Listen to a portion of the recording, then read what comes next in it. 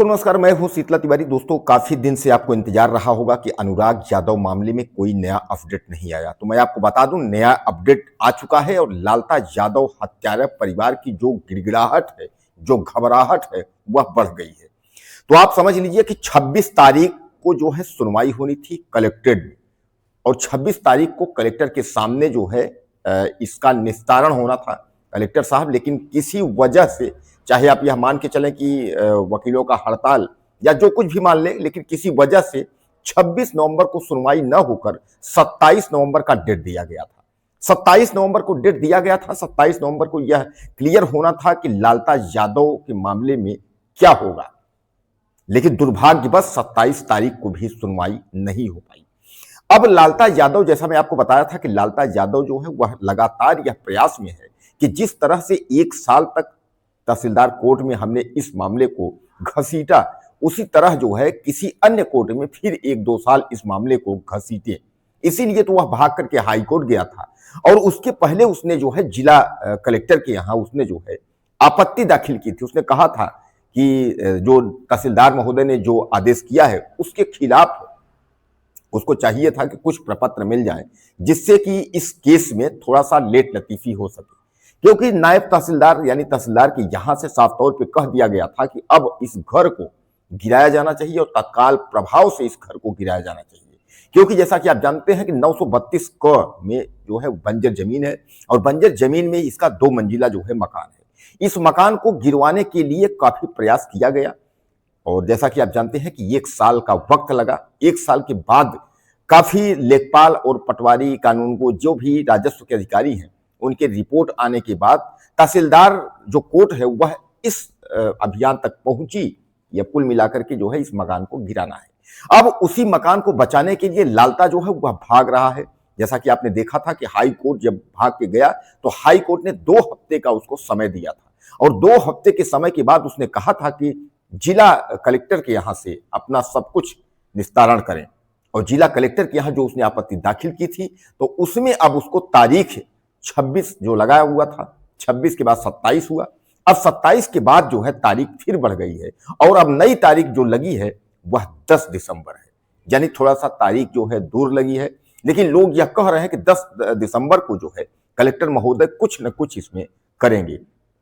जैसा कि मैं आपको बता दूं कि कलेक्टर महोदय की यह मामला संज्ञान में है, क्योंकि जब आदेश हुआ था, यानी तहसीलदार ने जब आदेश किया था घर को गिराने के लिए, तो अनुराग यादव का जो परिवार है, उनकी बहन आराधना, स्वाति और रामजीत उनके पिताजी, सब लोग पहुंचे थे और जिला कलेक्टर से मुलाकात की थी। उन्होंने बताया था कि इस मामले में कब तक कार्यवाही होगी।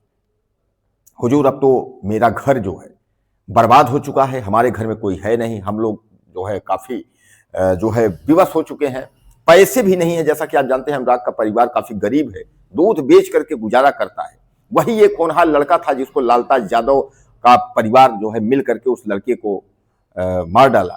तो अब कहने का तात्पर्य यह है कि लालता यादव के पास जो है एक तरीके से जो दबंगई और सरहंगई की वजह से जो उसने किया है, तो क्या लालता यादव बच पाएगा?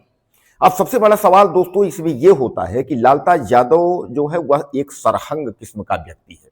अब लालता यादव अपने घर को बचाने की पूरी कोशिश में लगा हुआ है, लेकिन जिला कलेक्टर ने भी यही कहा है कि कार्यवाही होगी और जिला कलेक्टर की मामला जो है, यह जो अनुराग का जो भी मामला है जिला कलेक्टर के संज्ञान में है। तो जिला कलेक्टर के संज्ञान में है, तो क्या आपको लगता है कि अनुराग यादव का घर जो है एक बार वहां फिर खुशहाली आ सकती है?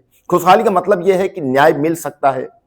अगर जिस दिन अगर लालता यादव का घर गिरेगा उस दिन अनुराग यादव के परिवार को जो है वो न्याय मिलेगा। अब अनुराग यादव के परिवार को न्याय तभी मिलेगा जब इन लोगों को सजा, यानी जैसा कि मैं आपको बताया, इनको जो है अगर फास्ट कोर्ट में मुकदमा चल रहा है तो सामान्य बात है, इनको सजा होनी तय है। इनको सजा और बुलडोजर की अगर प्रक्रिया अगर होती है तो अनुराग यादव के परिवार को जो है कुछ खुशी तो मिल सकती है। हालांकि अनुराग यादव जो है अब वह लौट कर दुनिया में तो नहीं आएंगे, लेकिन अनुराग यादव के आत्मा को शांति तो मिलेगी। जो पिता जो है वर्षी पर हाथ जोड़कर कह रहा है कि माफ कर दो बेटा, हम तुमको 1 साल बीत गए और न्यायालय से जो है हम तुमको न्याय नहीं दिला पाए। जो रो रहा है, उनकी बहनें रो रही हैं कि हम अनुराग को न्याय नहीं दिला पाए हैं, तो क्या अनुराग यादव को न्याय मिल पाएगा?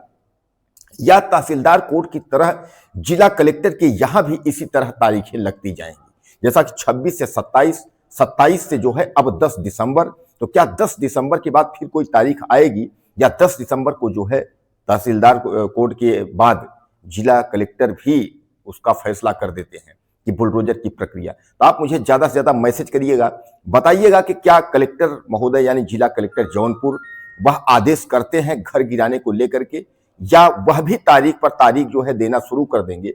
अपनी राय मुझे आप ज्यादा से ज्यादा दीजिएगा। और ये चीज मत भूलिएगा, आप हमारा वीडियो कहां से देख रहे हैं आप जरूर बताइएगा। तो आज का यह नया अपडेट हमारा यही है कि अनुराग यादव मामले में 26 तारीख लगी थी नवंबर, उसके बाद 27 तारीख हुई, अब 27 तारीख के बाद 10 दिसंबर की जो है तारीख लगी हुई है। तो अब जो नया अपडेट 10 दिसंबर को आएगा तो जरूर हम आपके साथ साझा करेंगे।